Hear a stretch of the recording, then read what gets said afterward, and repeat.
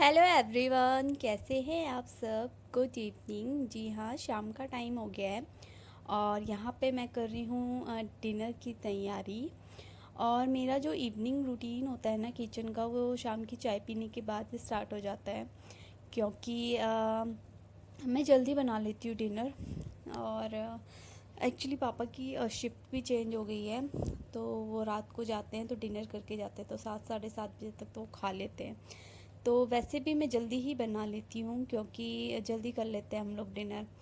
तो वही शाम को चाय पीने के बाद मैं स्टार्ट कर देती हूँ खाना बनाना। तो यहाँ पे मैं क्या करती हूँ ना, जल्दी से सब्ज़ी वगैरह, आटा वगैरह मतलब भिगा के रख देती हूँ। और जितना भी थोड़ा मोटा काम होता है ना किचन का, वो सब कर लेती हूँ। बस रोटियाँ और रात की जो डिनर के बाद की जो बर्तन होते हैं ना, वही बच जाते हैं। तो बेसिकली मेरा आधे से ज़्यादा काम मैं कर ही लेती हूँ। क्योंकि फिर बाद में बहुत गर्मी लगती है, फिर एकदम फिर थोड़ा सोना के साथ खेलना होता है, थोड़ा सा छत पे जाना होता है उसको खिलाने के लिए, क्योंकि अंदर ही अंदर परेशान हो जाती है वो भी। तो बस वही है, वहीं पे यही कर रही हूँ मैं। यहाँ पे आलू प्याज की सब्ज़ी बना रही हूँ, नॉर्मल सी सिंपल सी जो होती है।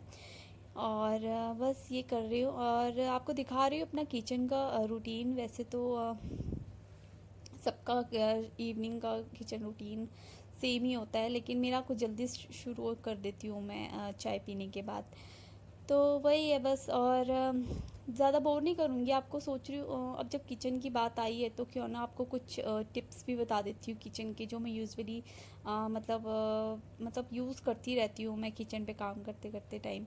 तो क्या टिप्स होते हैं, जैसे कि एक टिप तो मैं आपको यही बता देती हूँ, जो लंच का जैसे लेफ़्ट ओवर बच जाता है। जैसे लंच का क्या, जैसे कभी आपका लेफ़्ट ओवर खाना बच जाता है जो कि फ्रिज में रख देते हैं आप लोग। तो अब जैसे कि मान लीजिए लंच का कुछ लेफ्ट ओवर बच गया और आपको वो डिनर पे खाना है, तो आप ये कीजिए, ये करा कीजिए कि जैसे आपका डिनर के टाइम से ना 1 घंटा पहले उसको फ्रिज से निकाल लीजिए, निकाल के बाहर रख दें। तो उससे क्या होगा ना कि जब तक आपका खाने का टाइम होगा, तो तब तक वो जो लेफ्ट ओवर फूड होगा ना, वो तब तक नॉर्मल टेम्परेचर पे आ जाएगा। तो इससे ये होगा, एक तो आपका टाइम भी बच जाएगा, आपको गैस स्टोव पे गर्म भी नहीं करना पड़ेगा। गर्मियों में क्या होता है ना, नॉर्मली खा सकते हो नॉर्मल टेम्परेचर पे, सर्दियों में आप उसे गर्म भी कर सकते हो। तो ये आपके ऊपर डिपेंड करता है टोटली कि आप कैसे खाना पसंद करते हैं। तो मैं ये करती हूँ, जैसे आप देख सकते हैं मैंने गैस स्टोव पे पतीला रखा हुआ है ना, उसमें लंच का लेफ्ट ओवर दाल बची हुई है जो कि हम डिनर पे खाएंगे। तो मैं क्या करती हूँ, उसे पहले ही निकाल के रख देती हूँ, क्योंकि फ्रिज में बहुत ठंडा हो जाता है, फिर एकदम से उसे गर्म करो तो उसमें बहुत वेस्ट होता है, गैस भी, टाइम भी, बहुत जल्दी गर्म नहीं होता हो। तो मैं यही करती हूँ। और नॉर्मली क्या होता है ना कि मैं खाना ऐसे सरसों के तेल में बनाती हूँ, लेकिन आज सरसों का तेल ख़त्म हो गया है, तो ये रिफ़ाइन में बनाना पड़ रहा है मुझे। तो ये एक ट्रिक है जो मैं बहुत यूज़ करती हूँ कि जल्दी से उसको, मतलब लेफ़्ट ओवर फूड को ना फ्रिज से निकाल के थोड़ी देर पहले उसे बाहर रख दो, तो वो नॉर्मल टेम्परेचर पे आ जाता है। और दूसरी टिप जो मैं आपको बताऊँ तो यही है, दूसरी टिप की खाने से रिलेटेड ही है। जैसे मान लीजिए आप तवे पे जो जैसे रोटी बनाते हैं, तो तवा काफ़ी देर तक गर्म रहता है, आपने देखा होगा। तो उसका आप यूज़ कर सकते हैं। आप उस पर अपना लेफ्ट ओवर जैसे कुछ जो बची हुई सब्ज़ी वगैरह जो आपने खानी है ना, आप उस तवे के ऊपर रख दीजिए। तो वो जब तक तवा ठंडा होगा ना, तब तक आपकी वो जो लेफ्ट ओवर सब्ज़ी या जो भी आपने तवे के ऊपर रखो ना, तो वो तब तक काफ़ी अच्छी गर्म हो जाती है, खाने लायक हो जाती है। तो आप ये भी कर सकते हैं। तवा भी जब तक ठंडा होगा, क्योंकि तवा जो ऐसी चीज़ है ना, उसे ठंडा होने में बहुत टाइम लगता है, तो आप ये कर सकते, क्योंकि मैं भी ऐसे ही करती हूँ। रोटी बनाने के बाद उसके ऊपर रख दो ना, तो आपको गर्म करने की भी ज़रूरत नहीं पड़ती है। ये बहुत ही अच्छी टिप है जो मैं बहुत यूज़ करती हूँ। और सर्दियों में तो आप उस पर बोल के अंदर पानी भर के तवे के ऊपर रख दो ना, तो वो गुनगुना हो जाता है। तो ये एक बहुत ही अच्छी टिप है जो कि मैं बहुत फ्रिक्वेंटली यूज़ करती हूँ। और आप देख सकते हैं ना, किचन इवनिंग रूटीन में बेसिकली यही होता है। सब्ज़ी बनाती रहती हूँ ना, साथ साथ में तो सफाई भी करती रहती हूँ। क्योंकि क्या होता है ना, सफाई करने से ये हो जाता है ना, आपका टाइम बच जाता है, फिर बार बार साफ़ करते रहो। क्योंकि अगर कोई स्टेन पड़ जाए, कुछ गिर जाए ना, तो वो स्टेन बहुत ही सूखने के बाद बहुत ही सख्त हो जाता है, फिर उसे सफाई करने में बहुत ज़्यादा दिक्कत होती है। तो आप भी, मैं यही करती रहती हूँ साथ साथ में। तो नेक्स्ट टिप जो मैं आपको बताने जा रही हूँ ना, किचन टिप, वो ये है कि आप ये कर सकते हैं, जैसे आप जो चाय चाय आप बनाते हैं ना, उसकी चाय पत्ती को फेंकिए मत, उसको आप प्लांट की खाद के रूप में इस्तेमाल कर सकते हैं। और और इसमें सबसे ज़रूरी बात ये है कि जो आप चाय पत्ती है ना, उसे अच्छे से वॉश करके सुखा के डालें, क्योंकि क्या होता है उसमें चीनी होती है, और अगर आप चीनी गलती से भी प्लांट्स में चली जाए, चीनी वाली कोई चीज़, तो उसमें चींटियाँ लगने का बहुत खतरा रहता है। तो इसीलिए अगर आप चाय पत्ती की खाद प्लांट्स के लिए यूज़ कर रहे हैं ना, तो उसको अच्छे से वॉश करके 2-3 बार पानी से और अच्छे से सुखा कर ही डालें। और जो चाय पत्ती की खाद होती है ना, वो खासकर रोज़ प्लांट्स के लिए बहुत ही अच्छी मानी जाती है, तो आप अपने रोज़ के प्लांट में इस्तेमाल कर सकते हैं अपनी चाय पत्ती की खाद। और यहाँ पे ना मैं आटा गूंद रही हूँ, जैसे कि सब्ज़ी रखी हुई है, और सब्ज़ी रखने के बाद साथ साथ में सारे काम निपटाती रहती हूँ। तो आटा भी अगर आप पहले से गूंद के रख लें, थोड़ी देर पहले, आधा 1 घंटे पहले, अच्छे से ना उसे पानी डाल के और उस पर ना क्लॉथ डाल के भिगा के रख देना, तो रोटियाँ जो होती है सॉफ्ट भी होती हैं और फूलती भी हैं। ये भी एक अच्छी टिप है। तो पहले से ही भिगा के रख लो आटे को, तो उसके बाद रोटियाँ बहुत अच्छी बनती हैं। और नेक्स्ट टिप ये है कि जैसे मेरे साथ मोस्टली ये होता है ना कि कुकर आप चाहे कुछ भी कर लो, मतलब कुकर में सीटी की दिक्कत हो जाती है, क्योंकि उसके जो रबर होता है ना, कुकर का जो ढबर होता है वो लूज़ हो जाता है। तो इसमें क्या होता है ना, सीटी नहीं आती। और आपको पता है अगर कुकर में सीटी ना आए तो कितनी दिक्कत होती है ना, खाना भी ऐसा लगता है जो चीज़ प्रेशर से बननी होती है वो चीज़ बिल्कुल बेकार बनती है, अगर उसमें अच्छे से प्रेशर ना बने। तो इसके लिए एक टिप जो मैं यूज़ करती हूँ ना, अब अपने जो उसका रबर होता है ना, आप उसे फ्रीज़र में रख दो, तो उससे वो एकदम टाइट हो जाता है और सीटी भी अच्छी आ जाती है। तो ये कुछ छोटी छोटी टिप्स हैं जो मैं बहुत ही यूज़ करती हूँ।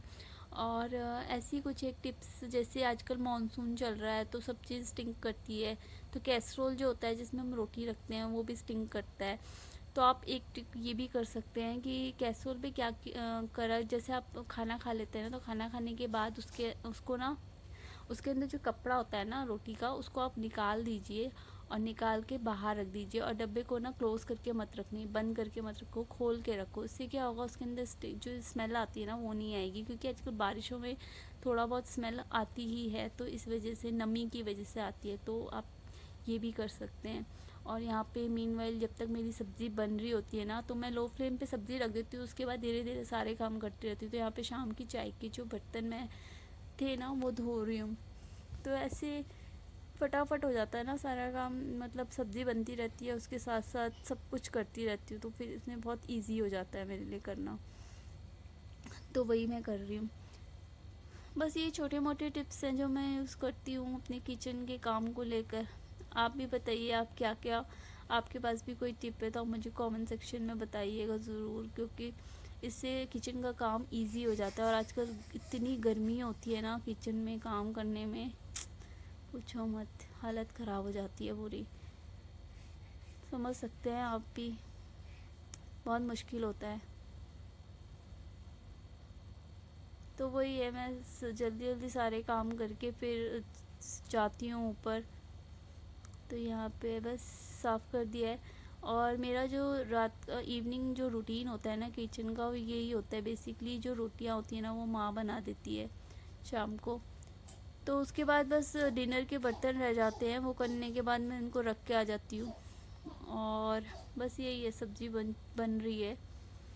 और एक लास्ट टिप जो मैं आपको देना चाहूँगी ना, अब गर्मियों में क्या होता है ना कि बहुत ज़्यादा टाइम किचन में ही स्पेंड करना पड़ता है खड़े खड़े, या फिर मेरी तो यही आदत है, अभी जब तक किचन का काम नहीं होता ना मैं बाहर ही नहीं आती हूँ।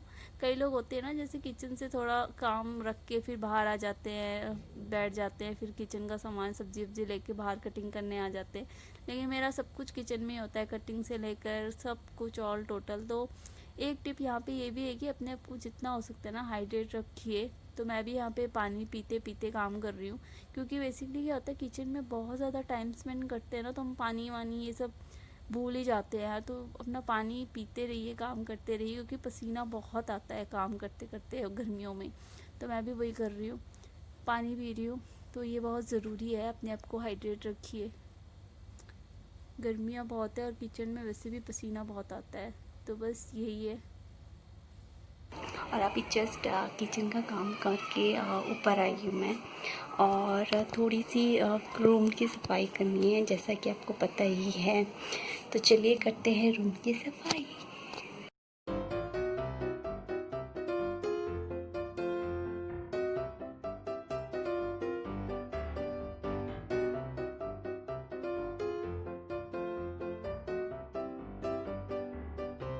रूम की सफाई हो चुकी है और मैं यहीं पे ना अपना ये वाला ब्लॉग एंड करती हूँ, अपना किचन इवनिंग रूटीन का। प्लीज़ ब्लॉग को पूरा देखिएगा और लाइक और सब्सक्राइब भी कीजिएगा। और तब तक के लिए बाय।